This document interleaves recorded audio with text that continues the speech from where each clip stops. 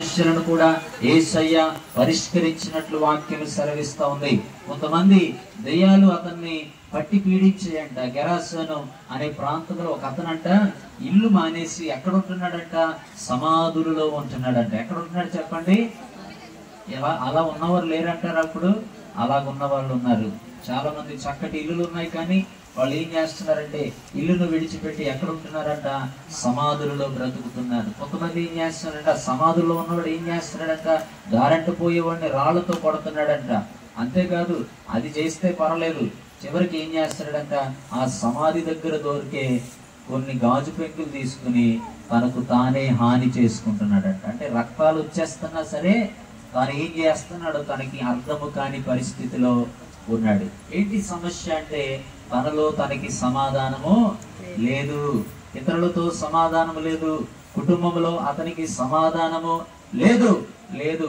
అన్ని ఉన్నాయి, ఇల్లు ఉంది, మంచి కుటుంబం ఉంది, మంచి సమాజం ఉంది, అన్ని ఉన్నాయి, కానీ తనలో ఏదో గలిబిలి, అశాంతి, సమాధానం లేని పరిస్థితులు ఏం చేస్తున్నాయంటే ఇతరులను కొట్టి పరిస్థితి తీసుకుని వెళ్ళిపోతున్నాయి.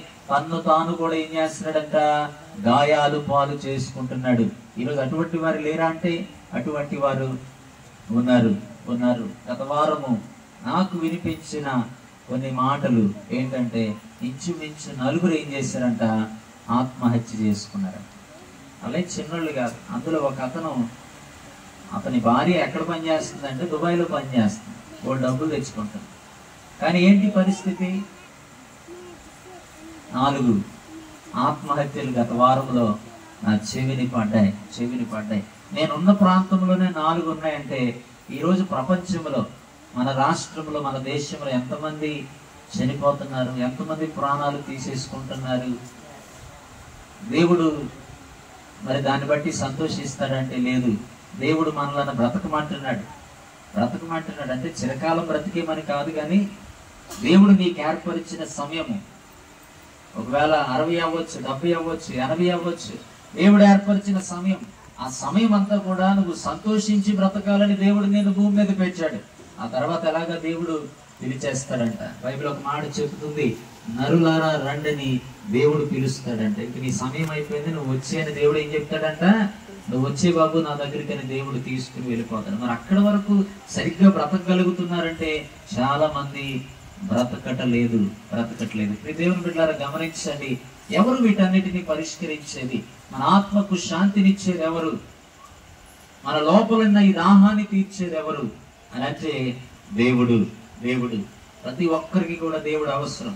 ఈరోజు బహుశా నాకు దేవుడు అక్కర్లేదు అని అనుకుంటున్నామో, కానీ మరి 14వ సంకీర్తన 1వ చరణం ఒక అద్భుతమైన మాట తెలియపరుస్తూ ఉంది.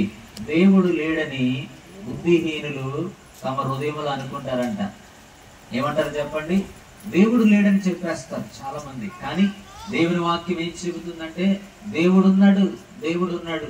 మరి దేవుడు నాకు చూపించండి అని అన్నారు అనుకోండి, నేను మాట చెప్తాను, నాకు కరెంటు చూపించండి అని నేనంటాను. చూపిస్తారా?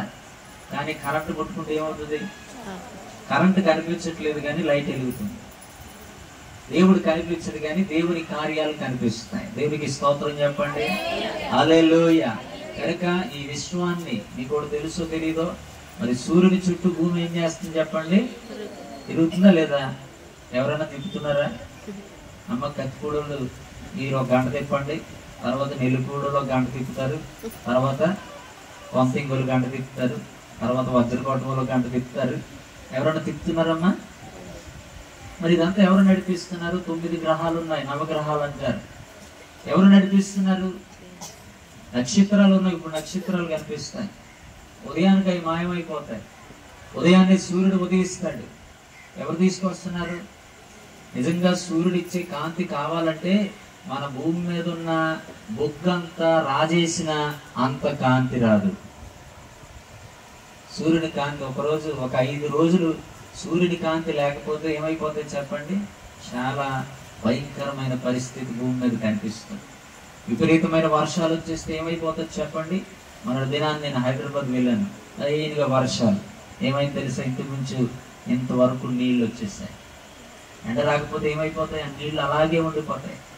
అలాగే నీరు స్థాయి పెరుగుతుంది, పట్టణం అంతా కూడా కొట్టుకుపోయే పరిస్థితి అవుతుంది. చూసారా? దేవుడు దీనిని బ్యాలెన్స్ చేస్తున్నాడు. కొన్నిసార్లు వర్షం పడుతుంది, కొన్నిసార్లు ఎండ వస్తుంది, కొన్నిసార్లు చలేస్తుంది, కొన్నిసార్లు మరి ఉక్కిరి బిక్కిరి చేసేసే వాతావరణము ఉంటది. కనుక ఈ విశ్వాన్ని అంతటిని నడిపించిన దేవుడు ఉన్నాడు. దేవుడు నీకు అవసరం. ఈ మాట నేను చెప్పాలనుకుంటున్నాను. దేవుడు లేనిదే మానవుని యొక్క జీవితం ఈ భూమి మీద లేదు. ఈరోజు నీ నిస్సహాయ స్థితిలో దేవుడిని వేడుకుంటే దేవుడు ఏం చేస్తాడంటే తప్పనిసరిగా మనకు సహాయము చేస్తాడు. హల్లెలూయా.